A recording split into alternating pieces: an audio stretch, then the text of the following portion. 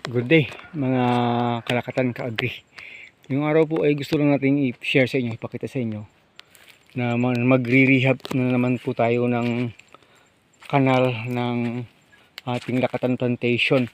Explain ko lang po kasi sa inyo kasi po ito yung pinaka main kanal na pag grabe kabuhos yung ulan, sa tag-ulan po, ito yung area na talagang hindi na dry kasi po mababaw na po kasi yung kanal.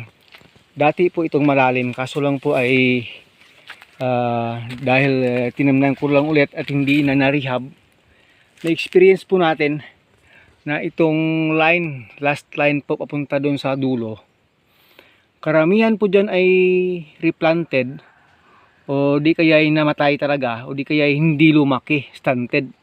Kasi nga po nang itanim, first 2 months ng pagtanim okay pa po siya. 3rd month, 4th month, hanggang 5th month po hindi na po umaalis yung tubig dito. Syempre po hindi naman namamatay yung saging na iba, kaso yung iba po dahil talagang hindi nawawala yung tubig pati sa puno, dahil hindi po kasi makakalabas-labas yung tubig dito hanggang doon sa dulo. So yun po, imbis na nagbubunga na sana ngayon pa lang siya medyo nakaka-recover ng konti. Dahil po yun sa tubig pag tag-ulan. So ngayon pa lang, papunta ng summertime, ngayon pa lang po nag-uumpisa na po tayong magkanal ulit, mag-rehab ulit nito hanggang dun sa pinaka na kaya natin gawin para po pagdating ng tag-ulan po ulit, hindi na po ganun kagrabe yung magiging epekto dito sa sagingan, kasi may mas malalim ng drainage na pupuntahan yung tubig at continuous yung paglabas ng tubig hanggang dun pa sa main canal sa ilalim. Pag hindi po mangyaring ganon, malamang mai-stunted ulit yan, hindi na siguro mamamatay, pero yun po, hindi na naman makakahinga yung kanyang mga roots sa ilalim dahil sa sobrang tubig pag ito na ay nagiging over moisturized na naman.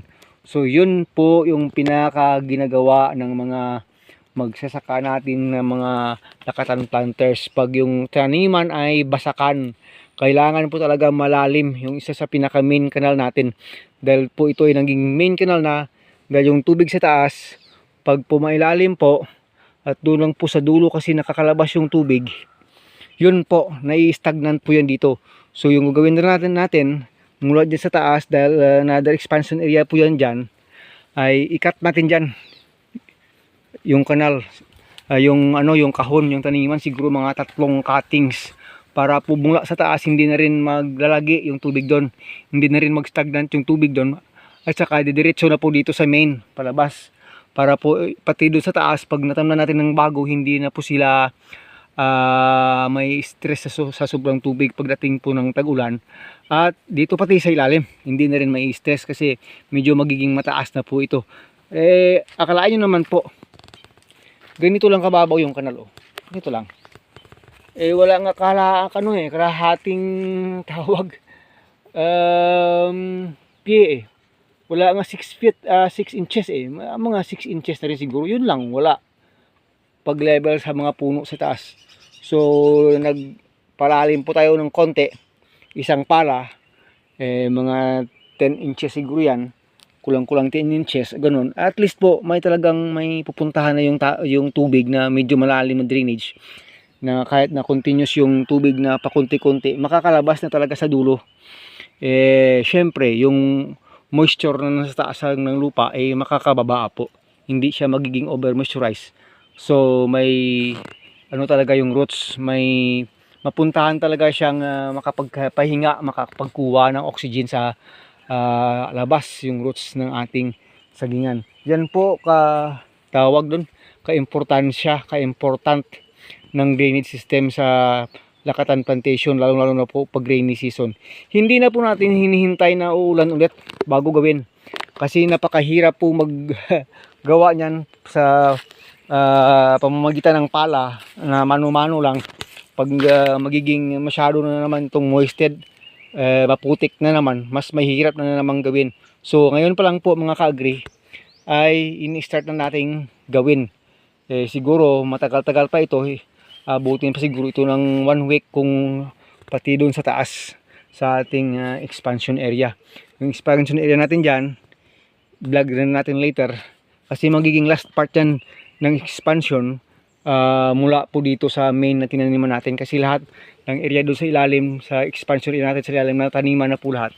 Diyan na lang talaga sa taas yung hindi. Estimated natin mga 180 to 200 pa yan dyan. So guys, medyo marami-rami pang puno ng saging ang pwedeng matanim dyan. Kaya nga hindi natin basta-basta makukuha-kuha itong mga followers dito. Sabi ko nga, cut na talaga sana. Especially yung lumalabas na yung dahon kasi nakikipag-agawa na ng nutrients sa mother plant. Pero sinuspend po natin. Talagang magsasakripisyo po tayo para po sa sunod na taniman natin. Kasi magkukulang na naman yung planting materials pag kinuha yan natin ngayon. Kasi papunta ng summer, dapat pagdating ng sunod na tag-ulan, mayroon nang naka-standby na suckers talaga na pang transfer.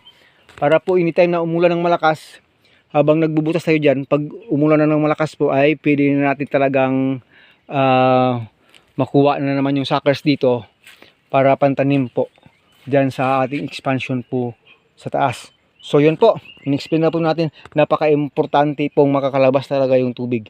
So ito ay estimated natin ay nasa mga ano pa lang, 6 meters pa lang siguro itong nagawa ko to 7 meters. Mga another 6 meters pa or more than 6 meters pa po doon. Ano na sa gitna, makakakat na tayo sa gitna or i-extend natin hanggang doon sa dulo. Mahaba po kasi itong gagawing kanal natin. Siguro sabi ko nga kaya magtatagal-tagal tayo ng konti dito. Pero gayon naman mga ka-agree, talagang kailangan gawin, so gawin talaga natin yan. So yun po, habang pasyal-pasyal ko na lang kayo dito konti dito sa ating area ng ating Dakatan Plantation. Ngayon po ay nagdarasal na naman tayo ng ulan. Hindi pa naman po umiinda ng tag-init yung ating lakatan, pero sana po ay masundan ng ulan. May mga makapal na clouds din sa kabila. Sana naman ay makapagdilig pa sa ating lakatan dito mga ka-agree. So yun, update ko lang kayo. Ito na yung una-una nating puno na nagbunga. Medyo nag-umpisa ng lumaki yung kanang bunga. Umpisa ng palaki yung kanyang laman. So 2 months from now po, pwede na po ito siyang ma-harvest. 2 months pa, tagal pa. Habang yung iba nating puno doon ay hindi pa natin nabalot. May isang puno dito na maybe bukas ay babalutin na natin mga ka-agree. Pakita lang natin sa inyo kasi nagiging staggered yung pagbunga nila kasi yung iba malaki, yung iba maliit, hindi nagsabay-sabay yung shad. Yan po siya, 7 hands po siya. Ewan ko lang kung may pang 8 pa. Sa ngayon nakikita ko 7 hands pa lang. Kung may pang 8 po siya, di okay. Salamat. Pag 7 lang, di thank you rin. Salamat din. Leaf folder to. Naghabol pa itong isa. May laman kaya to? Wala na rin. Wala nang laman. Nako. So sige po mga ka-agree, maraming salamat po. This is once again your friend Agritechnics TV. Nag-explain na po tayo sa inyo kung bakit ba kailangan mag-rehabilitate tayo ng ating drainage canal para sa ating taniman ng dakatan dito sa ating farm. God bless us all. Maraming salamat. Mabuhay ka, magsasakang Pilipino. Dasal-dasal lang. Keep safe everyone.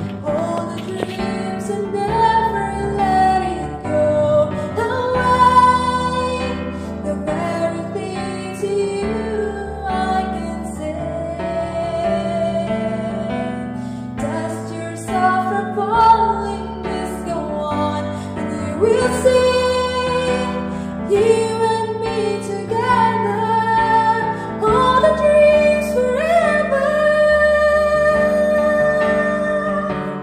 When your doubts try to stand, he'll send you a helping hand. Your life is not just fantasy, all the dreams will be a part. Don't give up, never stop. Just start, though maybe you don't understand all the dreams and trust is hard. When your doubts try to stand, he'll send you a helping hand.